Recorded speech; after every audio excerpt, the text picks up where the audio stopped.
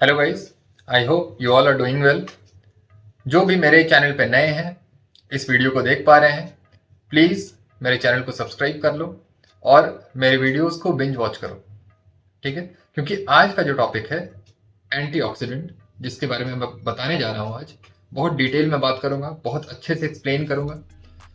और इस टॉपिक को समझना बहुत ज़रूरी है, क्योंकि इस टॉपिक को जो आज मैं बताने जा रहा हूँ, ये किसी भी मेडिकल डॉक्टर से आप नहीं सुनोगे, किसी मेडिकल टेक्स्ट बुक में आप नहीं देखो पाओगे, पढ़ने को नहीं मिलेगा कहीं पे भी।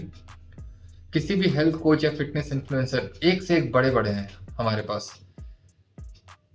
फिटनेस इन्फ्लुएंसर, हेल्थ कोचेस, और उनको तो कुछ भी नहीं आता है, बस बड़े हैं। उनको बनाया गया है, आप लोग द्वारा बनाया गया है, क्योंकि आप लोगों को भी नहीं पता है सही क्या है गलत क्या है। तो इसलिए मेरे चैनल को सब्सक्राइब करना बहुत ज़रूरी है। तो मेरे चैनल को जरूर से सब्सक्राइब करना और शेयर करना मेरे चैनल को। वीडियोस को देखो, पिछले सारे वीडियोस को देखो और आज के इस एंटीऑक्सीडेंट टॉपिक को समझो, क्योंकि एंटीऑक्सीडेंट को लेकर के मार्केट में बहुत ज़्यादा एक हाइप है और उसको लेकर के इतने ज़्यादा लोग सप्लीमेंट को सेल कर रहे हैं। जितने भी ये इन्फ्लुएंसर्स लोग हैं, ये लोग बिजनेस कर रहे हैं और ये बोल करके ये लोग बता रहे हैं कि ये एंटीऑक्सीडेंट लोगे तो ये चीज़ प्रिवेंट हो जाएगा, अगर आप ये करोगे तो ये बीमारी आपको नहीं होगी, है ना। ऐसे ऐसे क्लेम के साथ आते हैं ये लोग और धड़ल्ले से सब लोग खरीद रहे हैं, और बेनिफिट एक्चुअली इसका नहीं है। इस चीज़ को आज मैं डिस्कस करूंगा और ये कंप्लीट स्कैम है ये एंटीऑक्सीडेंट, जो भी सप्लीमेंट आप खरीदते हो। ठीक है, तो इसको समझने के लिए आप मेरे इस पूरे वीडियो को देखो, क्योंकि आज का जो हमारा वीडियो है वो मैं 4 हेडिंग के अंदर मैं डिस्कस करूंगा। पहला, एंटीऑक्सीडेंट वो क्या है, उसके बारे में एक जनरल डेफिनेशन और जनरल ओवरव्यू बताऊंगा आपको। और दूसरा जो होगा वो टाइप्स होगा कि टाइप्स ऑफ एंटीऑक्सीडेंट कितने तरह के होते हैं। और थर्ड जो होगा वो भी टाइप्स होगा, पर वो मैकेनिज्म के बेसिस पे मैं बताऊंगा कि किस लेवल पे वो एक्ट करता है कौन सा एंटीऑक्सीडेंट। क्योंकि इन जनरल आप सभी जानते हो कि किसी भी तरह का कोई भी ऑक्सीडेटिव स्ट्रेस होगा बॉडी में, इन्फ्लेमेशन बहुत ज़्यादा होगा, तो आपको एंटीऑक्सीडेंट की ज़रूरत पड़ती है। और एंटीऑक्सीडेंट के बारे में इन जनरल हर लोग एक ही चीज़ जानते हैं कि एंटीऑक्सीडेंट जो है विटामिन सी है, और जब भी डैमेज होगा तो विटामिन सी उसको रिपेयर कर देगा। बहुत सुपरफिशियल लेवल पे आप जान रहे होते हैं। तो अच्छे से आज मैं डाइसेक्ट करूंगा इस एंटीऑक्सीडेंट टॉपिक को। और जो चौथा हेडिंग होगा हमारा वो होगा किस तरह से इस इम्बैलेंस को हम फिक्स करें, क्योंकि बॉडी में जब भी हमारे एंटीऑक्सीडेंट की कमी होगी और at the same time oxidative stress बढ़ जाएगा हमारी बॉडी में, तो क्रॉनिक डिजीज से हम बेसिकली, हमें क्रॉनिक डिजीज हो सकता है ना। क्योंकि क्रॉनिक डिजीज में होता क्या है, ऑक्सीडेटिव स्ट्रेस बहुत ज़्यादा होता है बॉडी में और एंटीऑक्सीडेंट की ज़रूरत पड़ती है, और उस सिचुएशन में आपकी बॉडी एंटीऑक्सीडेंट को बना नहीं पा रही होती है, या फिर आप जो भी एक्सोजेनस वे में ले रहे हो वो बहुत ज़्यादा इफेक्टिव नहीं है, या फिर कम ले रहे हो, जो भी है। इसको मैं बताऊंगा कि जो भी आप ले भी रहे हो बाहर से वो काम कर भी रहा है या नहीं कर रहा है। ठीक है, तो चलो आज का पहला जो हेडिंग है हमारा एंटीऑक्सीडेंट, वो है डेफिनेशन। तो क्या है ये एंटीऑक्सीडेंट? इससे पहले कि मैं एंटीऑक्सीडेंट बताऊं आपको, पहले तो ये समझो कि ये ऑक्सीडेंट क्या होता है ना। क्योंकि ऑक्सीडेंट को समझोगे तभी आप एंटीऑक्सीडेंट को समझ पाओगे। तो ऑक्सीडेंट का मतलब होता है कोई भी वैसा मॉलिक्यूल या कोई भी एटम या कोई भी इन जनरल कोई भी सब्सटेंस जो आपकी बॉडी में एंटर कर रहा है और आपकी बॉडी को डैमेज कर रहा है, ऑक्सीडाइज कर रहा है। बेसिकली क्या कर रहा है, जो हमारी बॉडी है उससे इलेक्ट्रॉन को वो स्ट्रिप कर रहा है, इलेक्ट्रॉन को ले रहा है, खींच ले रहा है इलेक्ट्रॉन को। तो बेसिकली नेट नेगेटिव चार्ज जो है वो हमारी बॉडी में कम हो जाएगी, और इसको फ्री रेडिकल बोलते हैं। फ्री रेडिकल का मतलब हुआ वैसा एटम या मॉलिक्यूल जिसके पास अनपेयर्ड इलेक्ट्रॉन होगा। अगर एटलीस्ट एक भी अनपेयर्ड इलेक्ट्रॉन है उसके पास तो उसको फ्री रेडिकल बोलते हैं, और यही ऑक्सीडेंट है। अब ये क्या होता है, ये हाईली अनस्टेबल होता है ना, केमिकली बहुत रिएक्टिव होता है। हमारी बॉडी टिश्यू से, सेल से ये रिएक्ट करेगा और इलेक्ट्रॉन को ये बेसिकली ले लेगा, ठीक है। और इलेक्ट्रॉन को जब ये ले लेगा हमारे टिश्यू से, तो सेल हमारा डैमेज हो रहा है बेसिकली। अब सेल डैमेज हो रहा है, तो सेल डैमेज ना हो उसके लिए हमें उस ऑक्सीडेंट को, उस फ्री रेडिकल को पहले ही न्यूट्रलाइज कर देना होता है, ताकि सेल से वो टिश्यू से रिएक्ट ना करे। और वहीं पे आता है एंटीऑक्सीडेंट का रोल, ठीक है। तो मैंने बता दिया कि ऑक्सीडेंट क्या है, फ्री रेडिकल क्या है, डेफिनेशन, ठीक है। अब इसी फ्री रेडिकल का अगर लोड बढ़ जाएगा हमारी बॉडी में, तो क्या होगा, ऑक्सीडेटिव स्ट्रेस आपका बढ़ गया, ठीक है। और अब इसको बेसिकली टैकल करने के लिए आपकी बॉडी में एंटीऑक्सीडेंट की जरूरत पड़ेगी। अब आपको एक्सोजेनस फॉर्म में एंटीऑक्सीडेंट लेना है तो कितना लेना है, विटामिन सी चाहिए, विटामिन ई चाहिए, या जितने भी एंटीऑक्सीडेंट आप बायोफ्लेवोनॉइड्स या पॉलीफिनॉल्स के बारे में भी आप जानते होंगे, जैसे रेड वाइन में रेसवेरेट्रॉल होता है, बहुत सारी चीज़ें, ठीक है। हल्दी में एक करक्यूमिन नाम का कंपाउंड होता है, ठीक है। ब्लैक पेपर में पिपेरिन होता है, उसको मैं डिस्कस करूंगा अभी आगे, ठीक है। तो इन सारी चीज़ों को आप अगर ले रहे हो तो वो क्या वो सफिशिएंट है बाहर से जो ले रहे हो, जिसको हम एक्सोजेनस एंटीऑक्सीडेंट बोलते हैं, है ना। तो इसको आज मैं डिस्कस करूंगा अच्छे से। तो जब भी हमारी बॉडी ऑक्सीडेटिव स्ट्रेस बढ़ेगा तो इसको टैकल करने के लिए हमें एंटीऑक्सीडेंट की जरूरत पड़ेगी। अब यहीं पे आता है, अगर वो बैलेंस हमारा सही है तो हमारी बॉडी का जो ओवरऑल ऑक्सीडेटिव स्ट्रेस होगा वो कम होगा, ठीक है। उसको खत्म नहीं कर सकते हम, वो तो रहेगा ही रहेगा डेफिनेटली, लेकिन उसे कम से कम रखना है हमें, ताकि वो हमारी बॉडी को डैमेज बहुत ज़्यादा ना हो, और जितने भी बीमारी हैं, जितने भी ऑर्गन सिस्टम है, वो बहुत सीरियसली इफेक्ट होने लगेंगे। आपकी एजिंग जो है बहुत तेज़ी से बढ़ जाएगी, ठीक है। वो दिखेगा आपको, चाहे वो रिंकल्स के फॉर्म में हो या फिर कोई भी क्रॉनिक लाइफस्टाइल डिजीज हो, कुछ भी आपको हो सकता है उसकी वजह से, ठीक है। तो अब इस ऑक्सीडेटिव स्ट्रेस को हम कैसे टैकल करेंगे, इसके लिए मैं आपको एंटीऑक्सीडेंट बताऊंगा, इसके टाइप्स। अब टाइप्स पे अगर आते हैं तो पहला टाइप है एक्सोजेनस और दूसरा टाइप है एंडोजेनस। तो ठीक है, एक्सोजेनस का मतलब है कि हम इस एंटीऑक्सीडेंट को बाहर से ले रहे हैं, सप्लीमेंट के फॉर्म में ले रहे हैं, या फूड बेस्ड जो भी सप्लीमेंट है हमारा, फूड बेस्ड जो भी एंटीऑक्सीडेंट है, कहने का मतलब है। तो आप बेसिकली ले रहे हो, आपकी बॉडी बना नहीं रही है उस चीज को, ये हुआ एक्सोजेनस एंटीऑक्सीडेंट। और इसके अंदर बहुत सारे एंटीऑक्सीडेंट हैं, आपको भी पता है, विटामिन सी, विटामिन ई, जितने भी प्लांट बेस्ड पॉलीफिनॉल्स हैं, जैसे मैंने नाम बताया था अभी, रेसवेरेट्रॉल हो गया, करक्यूमिन हो गया, पाइपेरिन हो गया, इवन विटामिन ए, ठीक है। ये सारे आपके एक्सोजेनस एंटीऑक्सीडेंट में आता है। इवन यूरिक एसिड, वो भी एक्सोजेनस में आएगा, क्योंकि आप जो मीट खाते हो, है ना, एग्स खाते हो, डायरेक्टली आपको उससे यूरिक एसिड भी मिलता है, मेटाबॉलिज्म के बाद मिलता है, एज अ बाई प्रोडक्ट मिलता है, लेकिन वो बेसिकली मिल रहा है आपको वहां से, है ना। जो हमारा दूसरा टाइप है वो एंडोजेनस एंटीऑक्सीडेंट। अब एंडोजेनस एंटीऑक्सीडेंट का मतलब हुआ कि हमारी बॉडी उसको बनाएगी, है ना। इसके अंदर बहुत सारे एंटीऑक्सीडेंट होते हैं, superoxide dismutase, catalase, glutathione peroxidase, melatonin, coenzyme Q, ubiquinol के नाम से भी बहुत लोग जानते हैं इसको, बिलिरुबिन, जी हाँ, बिलिरुबिन भी एक एंटीऑक्सीडेंट है, बहुत कम लोगों को पता है ये। और आपका एंडोजेनस में ट्रांसफेरिन आ जाएगा, जो आयन को बेसिकली कैरी करता है, और सेरुलोप्लाज्मिन भी आएगा जो कॉपर को कैरी करता है। तो ये बहुत सारे एंटीऑक्सीडेंट हैं, जो आपको हर एक के नाम जानने की जरूरत नहीं है, बस मैं आपको बता रहा हूँ कि ये सारे एंडोजेनस एंटीऑक्सीडेंट हैं, बेसिकली बॉडी इसको बना रही है ना। तो ये तो टाइप्स ऑफ एंटीऑक्सीडेंट हो गए। अब नेक्स्ट जो हेडिंग है हमारा वो है लेवल ऑफ एक्शन। तो बेसिकली जब भी एंटीऑक्सीडेंट हमारी बॉडी में काम करता है तो वो डिफरेंट डिफरेंट लेवल पे काम करता है, क्योंकि हम जो जान रहे हैं, general public, doctors, health coaches, जितने लोग जान रहे हैं बहुत सुपरफिशियल लेवल पे जान रहे हैं। तो उसी चीज को आज मैं डिटेल में बात करूंगा, क्योंकि मेरे चैनल पे आपको पता ही है मैं वो बात करता हूं जो कोई बात नहीं कर पाता, है ना, जिसके बारे में जानकारी बहुत कम लोगों को है। और इसलिए मेरे कंटेंट्स बहुत ज़्यादा यूनिक हैं, और इसी यूनिक कंटेंट के लिए आपको मेरे चैनल को सब्सक्राइब करना चाहिए। तो चलो बात करते हैं लेवल ऑफ एक्शन के बारे में।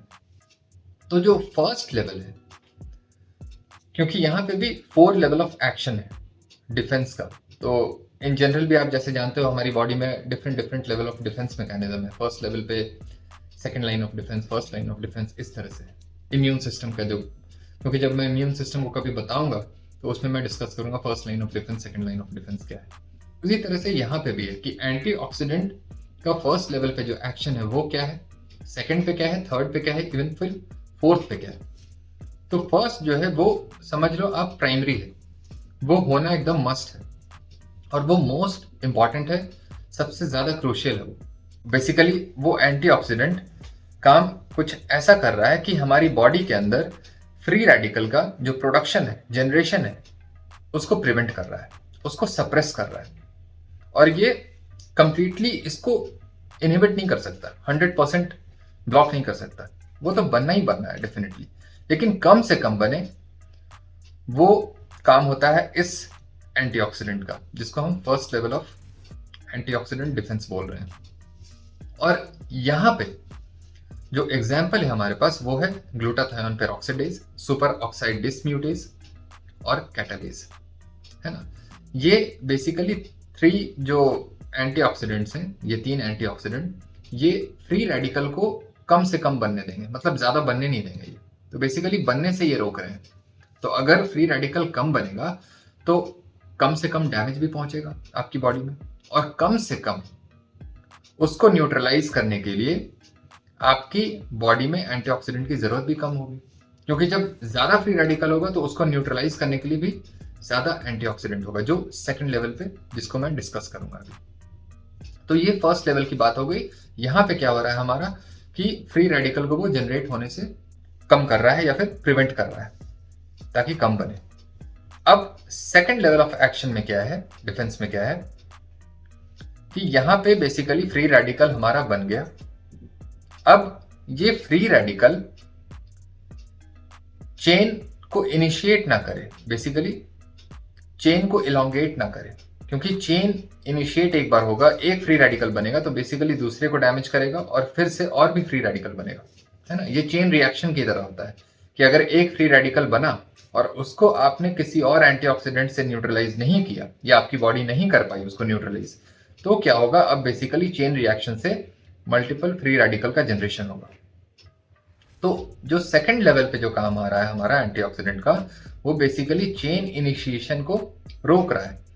एक फ्री रेडिकल अगर होगा हमारे पास तो उसको पहले ही वो न्यूट्रलाइज कर देगा, ताकि वो टिश्यू से बाइंड करके या रिएक्ट करके वो फर्दर और फ्री रेडिकल जनरेट ना करे, है ना। पहले लेवल पे तो हमारा बनने से रोक रहा है, दूसरे पे क्या कर रहा है कि बन गया, लेकिन अब वो फर्दर डैमेज होने से रोकेगा, क्योंकि उससे पहले ही जो एंटीऑक्सीडेंट है हमारा उस फ्री रेडिकल को न्यूट्रलाइज कर देगा। और वो कैसे करेगा, इलेक्ट्रॉन डोनेट करके, ठीक है। क्योंकि जो एंटीऑक्सीडेंट इन जनरल हम जानते हैं वो इस तरह से काम करता है कि जो भी फ्री रेडिकल है, क्योंकि फ्री रेडिकल के पास अनपेयर्ड इलेक्ट्रॉन होता है, जैसे मैंने बताया था पहले। अब इस एंटीऑक्सीडेंट के पास क्या है, एक इलेक्ट्रॉन है, और ये इलेक्ट्रॉन डोनर है, बेसिकली इलेक्ट्रॉन इसके पास है ऑलरेडी, और ये डोनेट करेगा। तो जब ये अपना इलेक्ट्रॉन डोनेट करेगा तो उस फ्री रेडिकल को न्यूट्रलाइज कर देगा। लेकिन एक प्रॉब्लम यहाँ पे ये आता है कि जब ये डोनेट करेगा तो ये खुद भी ऑक्सीडाइज हो जाएगा, क्योंकि फ्री रेडिकल को तो न्यूट्रलाइज कर दिया इसने, लेकिन ये खुद इलेक्ट्रॉन डेफिशिएंट हो गया, और इसकी वजह से ये अपने आप में एक फ्री रेडिकल बन गया। तो विटामिन सी अगर इलेक्ट्रॉन डोनेट करके न्यूट्रलाइज करता है तो विटामिन सी खुद भी ऑक्सीडाइज हो जाता है इस प्रोसेस में। ये बहुत लोगों को पता नहीं है। अब उस विटामिन सी को रिड्यूस करने के लिए, ताकि वो न्यूट्रलाइज हो जाए, उसके लिए फिर पीछे से फिर कोई और एंटीऑक्सीडेंट आएगा जो उसको न्यूट्रलाइज करेगा। तो कहने का ये मतलब है कि जब विटामिन सी ऑक्सीडाइज होगा ना, तो वो उतना डेंजरस फ्री रेडिकल नहीं होगा कंपेयर टू जो फ्री रेडिकल जो हमारी बॉडी में जनरेट हुआ था, या फिर जो भी इन जनरल जो प्रोड्यूस हुआ है ना। तो इसलिए विटामिन सी उसको न्यूट्रलाइज कर दिया, लेकिन विटामिन सी जब ऑक्सीडाइज हुआ तो वो फ्री रेडिकल होते हुए भी वो इस फ्री रेडिकल से ज्यादा डेंजरस नहीं है, और इसको बॉडी फिर डील कर लेती है। अदर एंटीऑक्सीडेंट नेटवर्क जो सिस्टम है हमारा, उसकी वजह से ये विटामिन सी फिर से रिड्यूस हो जाएगा। ठीक है, अब ये सेकंड लेवल हो गया। थर्ड लेवल में क्या है कि आपका अब डैमेज भी हो गया, क्योंकि फर्स्ट में क्या हुआ था, फर्स्ट में प्रोडक्शन को प्रिवेंट कर रहा था, कम से कम बने फ्री रेडिकल, ये था गोल उस एंटीऑक्सीडेंट का। सेकंड में ये है कि फ्री रेडिकल आपका बन गया, लेकिन अब फर्दर फ्री रेडिकल और ना बने, ये सेकंड लेवल था। थर्ड लेवल में हमारा ये आ गया कि अब डैमेज भी हो गया उस फ्री रेडिकल से, चेन रिएक्शन सब कुछ हो गया। ठीक है, बहुत सारा डैमेज हो गया। अब बेसिकली इस एंटीऑक्सीडेंट सिस्टम का जो हमारा काम होगा वो रिपेयर वर्क होगा, तो इसमें बॉडी रिपेयर करेगी। अब जो भी डैमेज होता है सेल मेम्ब्रेन में, बेसिकली हम जानते हैं कि ये सेल मेम्ब्रेन हमारा प्रोटीन से और फैट से बना है। अब वो प्रोटीन और फैट जब सेल मेम्ब्रेन डैमेज होगा तो बेसिकली उस प्रोटीन और फैट भी हमारा हमें चाहिए होगा, और ये बेसिकली इसके लिए एंजाइम चाहिए होता है, और इवन डीएनए भी डैमेज होता है इस प्रोसेस के दौरान। ठीक है, तो इन सारे प्रोटीन को, लिपिड को, डीएनए को रिपेयर करने के लिए हमारे पास एंजाइम्स हैं। वो सारे एंजाइम्स जो है इसको रिपेयर करेंगे। ठीक है, तो ये हो गया थर्ड लेवल पे ये काम। और इसमें जो एंजाइम है वो डीएनए रिपेयर सिस्टम एंजाइम्स है और प्रोटियोलिटिक एंजाइम्स है। तो डीएनए रिपेयर एंजाइम सिस्टम में हमारे पास एंजाइम्स हैं पॉलीमरेज, ग्लाइकोसाइलेज और न्यूक्लियेज, और प्रोटियोलिटिक एंजाइम्स में पेप्टिडेज, प्रोटीएज और भी एक प्रोटीनेज एंजाइम होता है। ठीक है, तो ये सारे एंजाइम सिस्टम जो है बेसिकली अब आपके बॉडी में जो डैमेज हुआ उसको रिपेयर करेगा और क्लीन अप करेगा। तो बेसिकली जो भी वेस्ट है वहां पे पड़ा हुआ उसको भी वहां से हटाएगा, है ना, सफाई करेगा बेसिकली। और ये हमारा थर्ड लेवल हो गया। तो फर्स्ट लेवल में क्या था, फर्स्ट लेवल में था प्रोडक्शन को कम से कम होने देना है, फ्री रेडिकल कम से कम जनरेट होने देना है। सेकंड में था कि हमारा फ्री रेडिकल जनरेट तो हो गया, लेकिन अब एक फ्री रेडिकल से और भी फ्री रेडिकल जनरेट ना हो, ये सेकंड में था। थर्ड में कि चलो भाई फ्री रेडिकल भी जनरेट हो गया, डैमेज भी हो गया, ऑलरेडी डैमेज हो गया, अब उसका रिपेयर होगा थर्ड में। फोर्थ में ये है, इसको एडेप्टेशन मैकेनिज्म बोलते हैं। तो फोर्थ में जो हमारा एंटीऑक्सीडेंट नेटवर्क सिस्टम है, फोर्थ लेवल पे जो काम कर रहा है वो इस तरह से कर रहा है कि हमारी बॉडी में जब भी कोई इंजरी होती है, जब भी कोई डैमेज होता है सेल्यूलर लेवल पे, टिश्यू के लेवल पे, तो वो जो डैमेज है वो खुद में ही एक सिग्नल प्रोवाइड करता है। वो एक स्टिमुलस की तरह होता है। वो आपको एक स्टिमुलस मिला, इंजरी हुई आपके बॉडी के अंदर, और वही आपको सिग्नल देगा कि आप अपने बॉडी के अंदर एंडोजेनस एंटीऑक्सीडेंट को बढ़ा दो प्रोडक्शन। बेसिकली अब आपकी बॉडी जो है उस स्टिमुलस की वजह से रिस्पॉन्स लेगी और वो एंटीऑक्सीडेंट को बनाना शुरू कर देगी, और जिस भी एंटीऑक्सीडेंट को वो बनाएगी उसे हम एंडोजेनस एंटीऑक्सीडेंट बोलते हैं। और इस एंडोजेनस एंटीऑक्सीडेंट में मैंने बताया था कि कौन कौन से एंटीऑक्सीडेंट आते हैं, superoxide dismutase, catalase, glutathione peroxidase वगैरह वगैरह, बहुत सारे बताए थे। ठीक है, अब ये जो एंटीऑक्सीडेंट है वो आपका फर्दर फिर रोल में आएगा, काम करेगा। तो आप इस तरह से समझो कि अगर आपकी बॉडी में कोई इंजरी पहुंची और आपकी बॉडी को सिग्नल गया कि एंडोजेनस एंटीऑक्सीडेंट प्रोडक्शन को बढ़ाना है ना, अपनी बॉडी के अंदर जो भी एंटीऑक्सीडेंट बना सकती है बॉडी उसको बढ़ा देना है, तो बूस्ट करना है बेसिकली। तो अगर ये वाली चीज नहीं हो पाती है आपकी बॉडी के अंदर, अगर आपकी बॉडी नहीं बना पा रही है, क्योंकि स्टिमुलस तो मिलेगा ही, डैमेज तो हो ही रहा है, डेली बेसिस पे, रेगुलर बेसिस पे डैमेज हो रहा है। लेकिन अगर इन केस आपकी बॉडी उस स्टिमुलस को रिस्पॉन्ड नहीं करती है, अपने एंटीऑक्सीडेंट का प्रोडक्शन नहीं बढ़ा पाती है बॉडी के अंदर, तो क्या होगा? ऑक्सीडेटिव स्ट्रेस बढ़ जाएगा आपकी बॉडी के अंदर और वो क्रॉनिकली इन्फ्लेम्ड हो जाएगी आपकी बॉडी। अब जाकर के आपको ऐसा लगेगा कि हमें एंटीऑक्सीडेंट की जरूरत है बाहर से, तो आप विटामिन सी लोगे, बहुत सारे ग्लूटाथायोन ये सब टैबलेट्स वगैरह आते हैं, ये सब लोगे, क्योंकि बॉडी तो नहीं बना रही है ग्लूटाथायोन, है ना, क्योंकि ग्लूटाथायोन एंडोजेनस एंटीऑक्सीडेंट है, इसलिए आप बाहर से फिर ग्लूटाथायोन के सप्लीमेंट्स वगैरह ये सब लेते हो। एन एसिटाइल सिस्टीन करके भी एक आता है ना, वही बेसिकली है जो ग्लूटाथायोन को बनाता है। तो इस चक्कर में आप सप्लीमेंट्स को खरीदते हो, और ग्लूटाथायोन का जो सप्लीमेंट्स है वो बहुत कॉस्टली आता है जहां तक मुझे पता है, और वो बहुत ज़्यादा इफेक्टिव नहीं है, क्योंकि आप उसको बाहर से ले रहे हो, आपकी बॉडी को बनाना था वो, है ना। तो बाहर वाली जितनी चीज़ें हैं ना, एंटीऑक्सीडेंट वगैरह ये सब बहुत ज़्यादा बॉडी उसको यूज़ नहीं कर पाती, बायो अवेलेबल भी नहीं है और बहुत ज़्यादा इफेक्टिव भी नहीं है। जो बॉडी को बनाना था, अगर बॉडी नहीं बना पा रही है, तो बाहर से भी अगर आप लोगे उस एंटीऑक्सीडेंट को, तो वो उसका इफेक्ट उस तरह से आएगा नहीं। इस बात को अच्छे से दिमाग में डाल लो, पैसे बर्बाद करना बंद करो, वरना इसी तरह से बेवकूफ़ बनते रहोगे, और बेवकूफ़ बनाने के लिए बैठे हुए हैं सभी लोग आपको। तो आपकी बॉडी उस स्टिमुलस पे रिस्पॉन्ड करे, उसके लिए आपकी बॉडी को सबसे पहले तो हेल्दी रहना पड़ेगा। और हेल्दी कब रहेगी आपकी बॉडी? जब आप अच्छी डाइट लोगे, है ना, तभी आपकी बॉडी उस स्टिमुलस को सुनेगी और उसके अकॉर्डिंग वो एंटीऑक्सीडेंट को बनाएगी बॉडी के अंदर, क्योंकि एंटीऑक्सीडेंट की जरूरत बहुत लोगों को है। अब देखो, डायबिटीज है जिनको कैंसर है, ओबेसिटी है, हाइपरटेंशन है, ये सारे सिचुएशन में उनको एंटीऑक्सीडेंट की जरूरत है, क्योंकि उनकी बॉडी के अंदर ऑक्सीडेटिव स्ट्रेस बहुत ज्यादा है, क्रॉनिक इन्फ्लेमेशन बहुत ज्यादा है। तो आप उनकी बीमारी को बाहर से एंटीऑक्सीडेंट देकर ठीक कर पाओगे?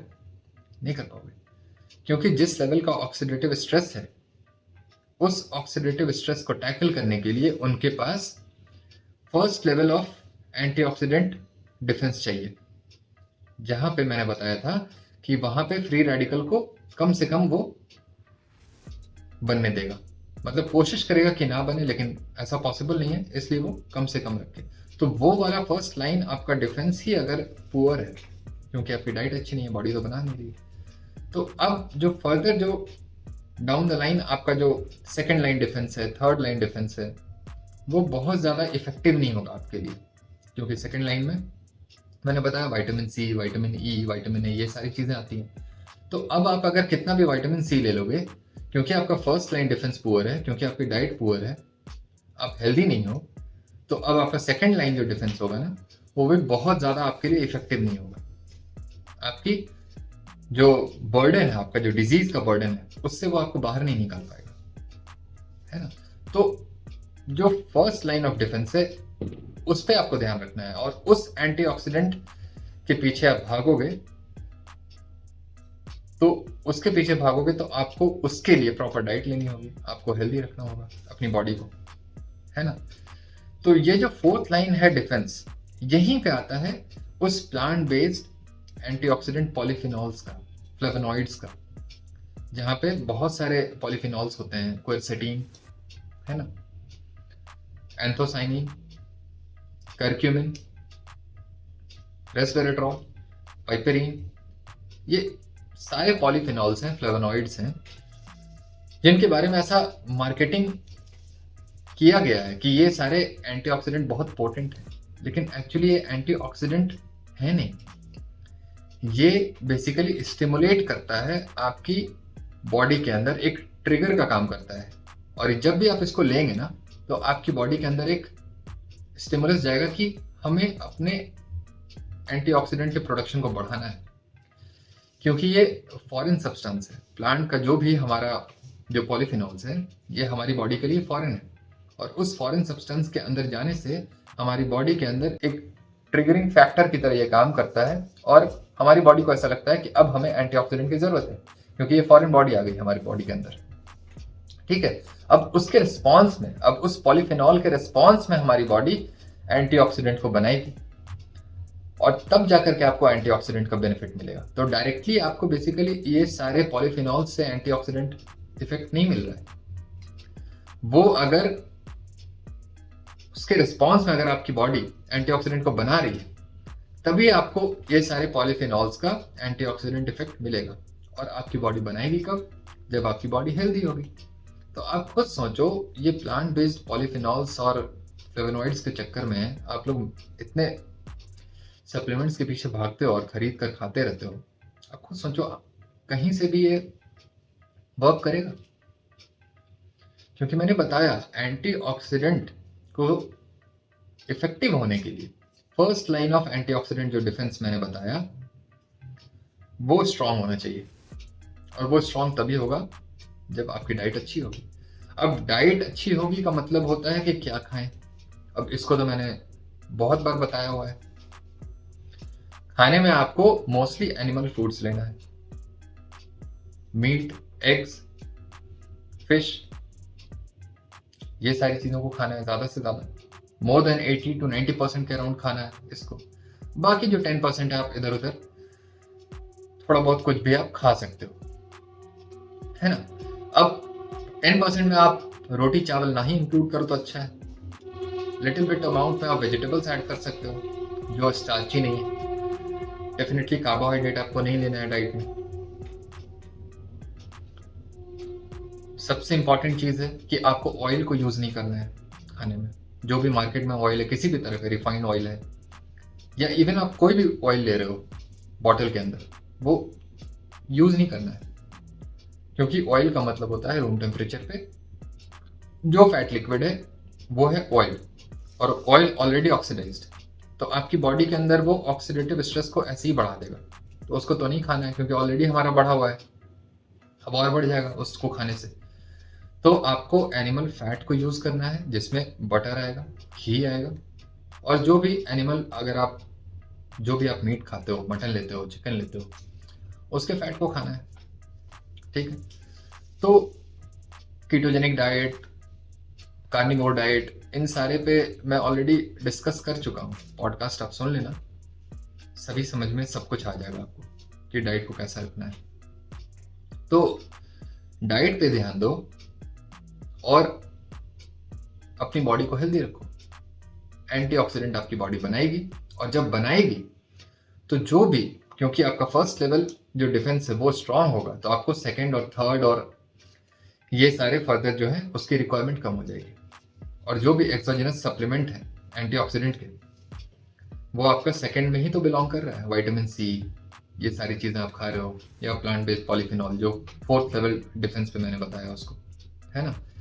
तो फर्स्ट को स्ट्रांग रखो, सेकंड लेवल पे, थर्ड लेवल पे जो मैंने बताया वो भी बॉडी के अंदर का है, और वो कोप अप बॉडी कर लेगी, क्योंकि फर्स्ट प्लेस पे आप डैमेज ही कम कर रहे हो, तो वो कोप अप कर लेगी। तो फर्स्ट लेवल को सही रखो, डाइट सही रख करके, और हो सके तो ग्राउंडिंग करो।